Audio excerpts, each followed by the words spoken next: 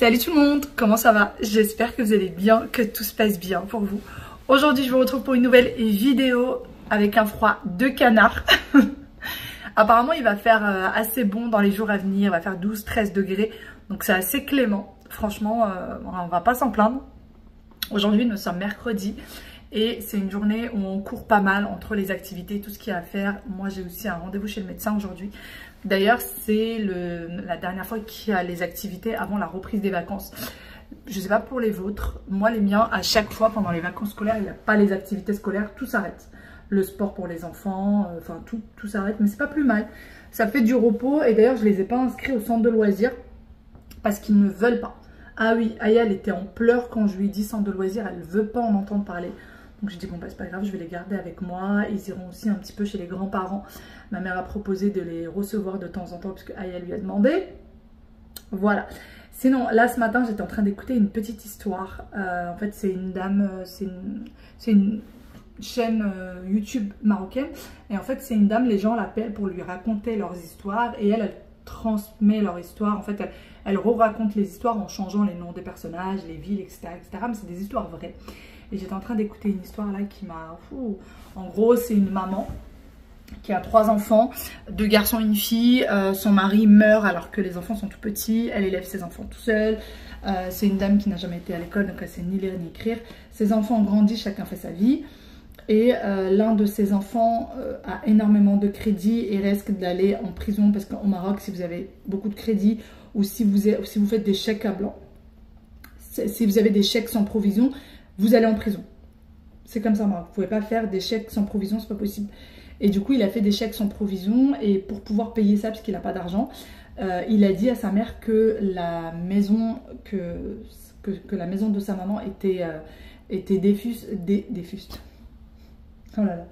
Était mauvais état et qu'il fallait des travaux. Donc, il l'a sorti de sa maison. Il l'a emmené dans une location. Il lui a payé une location. Et il lui a dit, je vais payer les travaux, etc. Et tu pourras retourner dans ta maison plus tard. Au bout d'un mois, la maman lui dit bon, c'est bon, là, les travaux, ça suffit. Je vais aller voir où est-ce que ça en est. Est-ce que je peux reprendre ma maison? Et à ce moment-là, il lui dit bah non, en fait, t'as plus de maison. J'ai vendu ta maison. Et en fait, avant ça, il lui avait fait signer des papiers en lui disant que c'était comme un peu la sécurité sociale. Vous voyez, il lui a dit qu'il fallait qu'elle signe ces papiers-là. Et vu qu'elle elle ne sait ni lire ni écrire, elle a signé les papiers. Sauf que, en fait, elle a signé les papiers comme quoi elle lui vendait la maison. Et du coup ça c'était avant qu'il y ait cette histoire de travaux. Et après, il lui a dit qu'il y avait les travaux quelques temps après. Et puis il a sorti de sa maison et puis il a vendu sa maison. Voilà, il a vendu la maison de sa mère, il a laissé sa mère à la rue. Et bien évidemment, sa mère ne s'entend pas avec sa femme, donc il n'a pas voulu prendre sa mère chez lui. Il lui a dit, bah t'as tes 2 autres enfants, débrouille-toi avec eux en gros. Donc voilà. Je me suis dit, mais où va le monde? Où va le monde? Ça m'a retourné. Vraiment, vraiment, ça m'a retourné. Bon, sinon, avant d'aller chez le médecin, moi je vais aller ranger un petit peu en bas. Et après, je vais aller chez le médecin. Et je vais essayer de penser à autre chose. En faisant mon ménage, j'ai pensé à une question qui m'a été posée par rapport à cet aspirateur et serpillière à la fois de chez Ultinic. Vous m'avez demandé si le code promo était toujours valable. Donc oui, vous avez un coupon sur Amazon d'il me semble 50 €. Et en plus de ça, vous avez un code promo de 7% en rentrant le code que je vous donne. Donc je vous mets tout juste ici. Donc n'hésitez pas à cliquer sur Amazon pour avoir votre coupon et rajouter en plus de ça le code promo que je vais vous laisser. Il est vraiment très très bien. Pour les personnes qui m'ont demandé est-ce que vraiment il est bien et tout, c'est un investissement. Je comprends complètement que ce soit un investissement très important. Effectivement, c'est une somme importante. Il est extrêmement bien, comme je vous l'ai dit. Je l'ai offert à ma belle-mère. Donc, s'il n'était pas bien, je ne lui aurais pas offert. J'espère que vous me comprendrez. Donc, oui, c'est un aspirateur serpillière. J'ai pris exactement le même à ma belle-mère lorsque je suis partie la dernière fois en vacances. Donc, oui, il est très, très bien. Donc là, vous avez le bac d'eau sale. Ça, c'est ce qui se remplit par la suite. C'est là où va y avoir l'eau sale. Et donc, derrière, vous avez le bac d'eau propre. Donc, le bac d'eau propre, il faut toujours qu'il reste rempli celui-ci. Parce que comme ça, quand vous en avez besoin, bah, vous pouvez l'utiliser directement. Là, vous avez une petite brosse. Attends, hop, vous avez vu tout. Je fais tout avec une seule main. Hein, c'est très facile d'utilisation. Là, vous avez une petite brosse pour pouvoir nettoyer du coup ça quand vous l'enlevez. D'ailleurs, dans la brosse, si vous appuyez là, ça se retire. Pour ceux qui l'auraient peut-être pas vu, pour les personnes qui l'ont déjà acquis. Et là, vous avez un espèce de petit couteau, vous voyez. Là, faites très très attention, hein, c'est un espèce de comme un cutter. Et en fait, ça, c'est si jamais vous avez des cheveux ou quoi que ce soit qui s'entourent autour de la brosse, vous pouvez venir les couper ou même là-dedans. Donc, vous voyez, c'est un petit endroit secret. Ne le montrez pas aux enfants parce que ça peut être extrêmement dangereux. Donc, vraiment, ils ont été assez subtils en faisant ça. Alors, je vais le remettre en place. Bon, c'est pas grave, je vais le faire après. Et sinon, ce que j'aime beaucoup chez eux, c'est surtout le bac d'eau sale. Alors, je vais vous montrer. Vous avez, hop, on va y arriver, hein, n'est-ce pas? Avec une seule main, c'est toujours un peu compliqué. Donc, dans le bac d'eau sale, vous avez une petite panière. Là, vous voyez, la petite panière. Donc là, les trous qui sont là, en fait, c'est pour faire rentrer ça. Donc, ça, c'est fermé. Et sinon, vous avez les petits trous qui sont ici. Et en fait, la petite panière, parce que l'aspirateur serpillière peut aspirer du solide et du liquide. Donc, le solide va rester dans la petite panière, comme ça, vous pouvez le mettre à la poubelle. Et le liquide va passer par les petits points et va se mettre au fond. Donc, en fait, ça sépare le solide du liquide. Moi, j'ai déjà eu d'autres marques, hein, comme vous le savez, d'aspirateurs serpillières comme celle-ci. Ils ont des petites panières, mais elles sont minuscules et elles ne font pas tout le tour. Donc, ça ne prend pas la totalité de ce qu'il faut. Vous voyez? Donc là, c'est parfait. Voilà. Avec une seule main. Bon, pour l'ouvrir, il faut y aller un petit peu, mais sinon, voilà. Et donc là, j'ai plus qu'à faire ça. Parce que ça, vraiment, faites très très attention. Ne laissez pas traîner et ne montrez même pas aux enfants que ça existe. Voilà. Et une fois que c'est mis, ça ressemble à ça. Impossible que l'enfant le retire normalement tout seul. Et voilà. Ma jambe, elle est plus grande que toi, Pierre.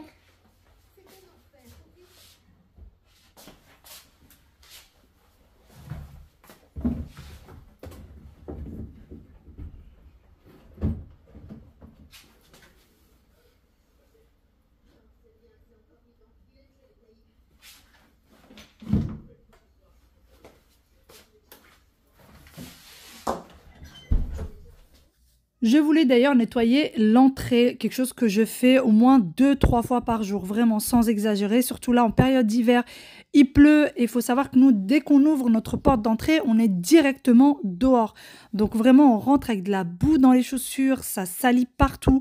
Et même si on retire nos chaussures directement à l'entrée, eh bien, on emporte quand même tout ça avec nos chaussettes. Donc j'y tiens à chaque fois, je nettoie à plusieurs reprises.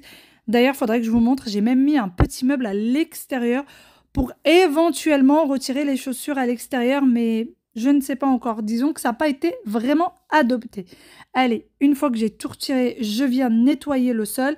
Et encore une fois, sans exagérer, je dois faire ça au moins 2-3 fois par jour. En règle générale, je ne le fais pas sur toute l'entrée, mais au moins la moitié de l'entrée. Une fois par jour, je nettoie toute l'entrée et le reste, à chaque fois que quelqu'un passe, en fait, je nettoie derrière lui, juste au niveau du 1 mètre à partir de l'entrée, on va dire ça comme ça. C'est mon petit rituel quotidien. En plus du bazar que nous on met avec nos pieds, ce matin, j'ai reçu un meuble que j'attendais depuis longtemps, donc on a reçu notre livraison. Et alors là, je vous dis pas, entre nous et le livreur et le meuble, il y a eu un sacré bazar. Donc là, il fallait vraiment que je nettoie entièrement cette entrée. J'ai même retiré du coup la fameuse console que je viens remettre en place et vous allez voir la couleur de l'eau. Un petit conseil, à chaque fois que vous l'utilisez, venez toujours nettoyer la brosse. Ça vous prend 1 seconde top chrono. Vraiment, ça ne vous prendra pas plus pour pouvoir la nettoyer. Il faut déjà avoir de l'eau à l'arrière et ça vous prend moins d'1 seconde. Il suffit juste d'appuyer sur ce bouton. Voilà, vous appuyez là et ça va nettoyer automatiquement la brosse. Vous voyez, elle est en train de tourner. Et regardez ce qui va se passer en haut.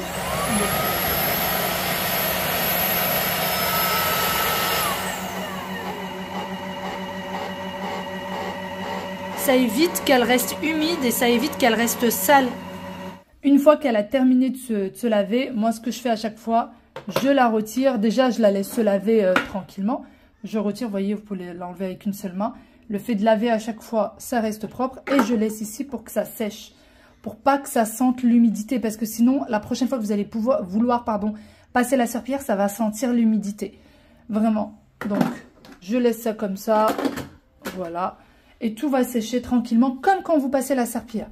Et ensuite, surtout, ne pas oublier de vider. Donc, c'est parti, regardez.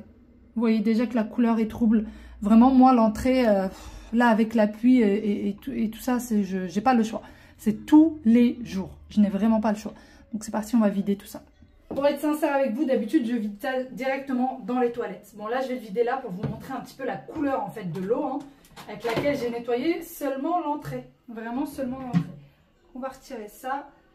D'ailleurs, dans la petite panière, vous avez ce qui est solide. Donc là, ça m'a mis les cheveux. Vous voyez, tout ce qui est cheveux. Et j'en ai encore dans la petite panière. Hop, je vais vous montrer. Bon, d'habitude, je fais tout rincer directement. Hein. Qu'est-ce qu'il ne faut pas faire? Vous voyez, tous les cheveux, tous les poils de chat, tout se met dans la panière. Ça ne va pas dans l'eau. Et ensuite, on va vider ça. Regardez. Vous voyez la couleur de l'eau? Alors que j'ai fait que l'entrée avec. Que l'entrée. C'est franchement pas beau à voir. Bon, allez, on va laisser tout ça passer. Voilà. Mais faites-le directement dans les WC plutôt que de salir vos lavabos. Moi, c'est juste pour vous montrer. Et voilà, maintenant, c'est du propre. Voilà, j'ai terminé mon petit ménage. J'ai posé aux enfants à manger parce qu'il est déjà midi. Oui, j'ai rendez-vous à 12h30 chez le médecin. Il va falloir que j'y aille. Là, franchement, quand je regarde dehors, j'ai l'impression qu'il est 18-19h. Il fait gris, il fait sombre. Vraiment. Juste à l'idée d'en parler, ça me donne la chair de poule. D'ailleurs, aujourd'hui, mon mari s'est mis en télétravail pour pouvoir garder les enfants puisque j'ai mon fameux rendez-vous. Et puis... là, avant d'y aller, j'étais en train de mettre quelques petites décos, remettre, parce que depuis qu'on a mis les étagères, j'ai pas tout mis en place. J'ai mis des petites choses vite fait, mais j'ai pas tout bien mis en place. Je vais vous montrer d'ailleurs à quoi ça ressemble maintenant. Bon, voilà ce à quoi ressemble maintenant cet endroit. Alors, pour ceux qui se souviennent, il y avait un petit meuble qui partait de cette étagère-là à la base et qui faisait comme ça. Donc, entre ce mur et le meuble, il y avait à peu près 20 cm qui étaient vides. En fait, ils avaient tout simplement pris des espèces d'étagères, à peu près comme chez Ikea. Juste des étagères qu'ils avaient posées là. Et puis, il y avait une porte, en fait. Il y avait une porte à ce niveau-là. Donc, nous, on a retiré la porte. Parce que nous, cette chambre, c'est ce qui sert de bureau pour mon mari, pour moi-même. Et c'est aussi la chambre d'amis. Mais bon, c'est la chambre d'amis. En général, les gens, ils viennent y dormir 1 nuit, 2 nuits, 3 nuits. Mais pas plus. Donc, il y a le téléphone qui sonne. Donc en fait, en général quand les gens ils viennent, je vide 1, 2 étagères, 3, tout dépend de combien de personnes sont dans la chambre pour qu'ils puissent poser leurs affaires. Et nous dans la vie de tous les jours, bah en fait le fait que ça soit ouvert comme ça, je trouve que ça agrandit la chambre parce que c'est une petite chambre. Donc là il y a le bureau de mon mari et ici il y a un lit, petite nounée. Elle va très bien pour les personnes qui m'ont demandé. À chaque fois que mon mari est en télétravail, évidemment, elle est toujours collée à lui. Hein. Faut savoir que c'est mon chat de base. C'est moi qui l'ai ramené le premier jour. Mais elle adore mon mari. Elle est tout le temps collée à lui. Et donc voilà. Moi, j'ai retiré du coup ce espèce de meuble qui était là. Tout le monde me disait, mais tu t'embêtes pas, il est bien. Et en fait, je trouvais que ça faisait que l'emplacement devenait petit. Donc, je suis tout simplement partie chercher ces étagères-là chez Leroy Merlin. J'ai pris les dimensions et je les ai fait couper. Donc là, ça fait en fait 80 cm comme ça et 60 cm de profondeur. Donc, c'est assez grand. Et en fait, c'est parfait. Voilà, mon mari a mis ça pour pouvoir les accrocher. Vous voyez, il a mis ces petites accroches. Il en a mis une là, une au fond et une ici. Et je trouve que ça fait vraiment bien l'affaire. Et ce qui est bien avec cette petite chambre, c'est qu'elle a sa salle de bain juste là. Donc là, c'est la petite salle d'eau de la chambre d'amis. Donc quand en fait on reçoit du monde, bah, les personnes ont vraiment leur tranquillité, quoi. Ont vraiment leur tranquillité pour le coup. Juste devant la porte, il y a les toilettes, la salle de bain. Et puis ils ont leur petit monde, un peu comme dans une chambre d'hôtel, j'ai envie de dire. Mais sinon, pour l'étagère, pour ce petit endroit, j'aime beaucoup. Vraiment, on a l'impression qu'on a poussé les murs. Le fait juste qu'on ait mis une seule étagère d'un coin à l'autre, on a l'impression d'avoir poussé les murs. En voiture, direction le médecin. Ça va être assez rapide normalement, parce que c'est juste un renouvellement d'ordonnance en fait. C'est juste pour mes médicaments et c'est tout. Et j'espère qu'il n'y aura pas trop d'attente, parce que parfois il y a beaucoup d'attente, donc j'espère de tout cœur qu'il n'y en aura pas beaucoup. Donc c'est parti, et j'aimerais aussi après ça aller faire quelques courses. Voilà. Tout dépendra à quelle heure je termine, etc. Parce qu'il y a aussi les enfants qui m'attendent pour les activités.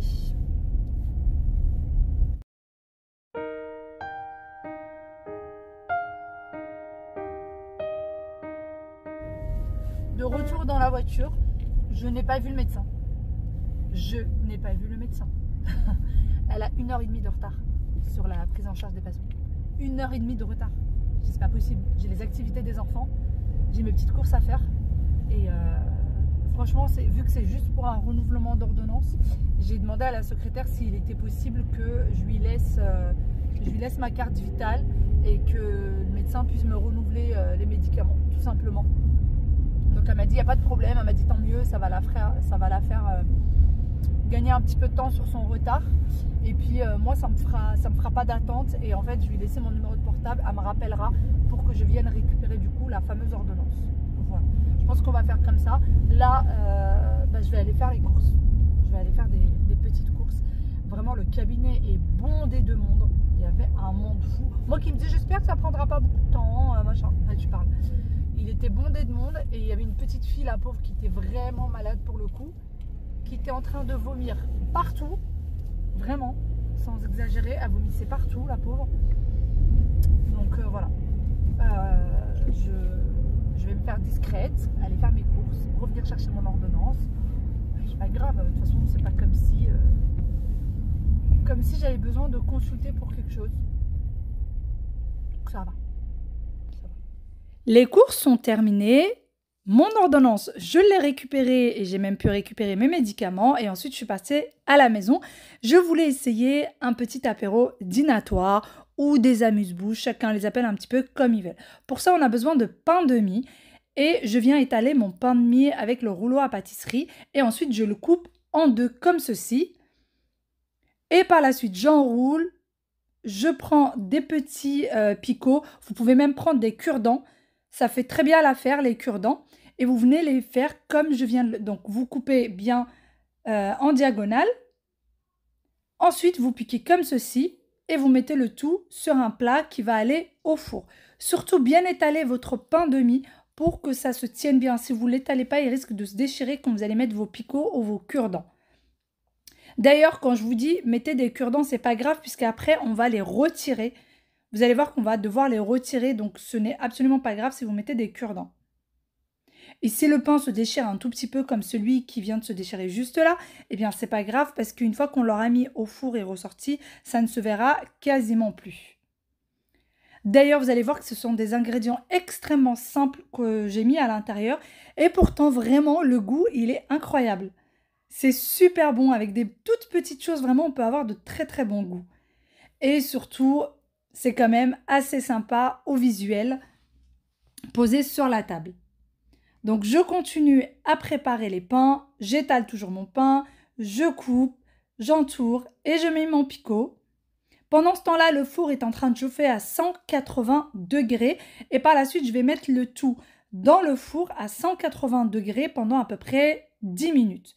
Bien sûr, à surveiller, il ne faut pas que ça brûle. Il faut juste que ça se tienne. J'ai besoin de salade verte, surimi, tomates cerises. Dans un petit récipient, je viens mettre de la mayonnaise.